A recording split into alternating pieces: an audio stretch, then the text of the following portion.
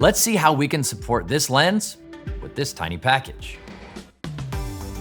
The Benro GH2FL Gimbal Head folds down super tight, but packs a big punch for your photography and possibly video too.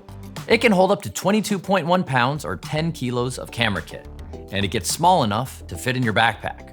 Or the included carry case keeps all the pieces snug.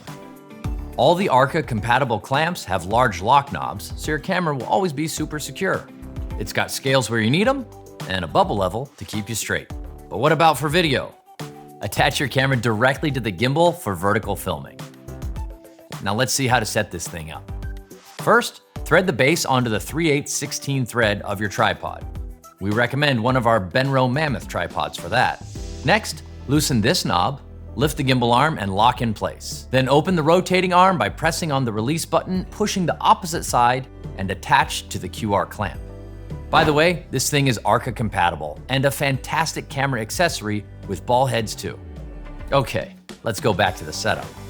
Attach the camera plate to your lens, clamp it down, and boom, you're good to go.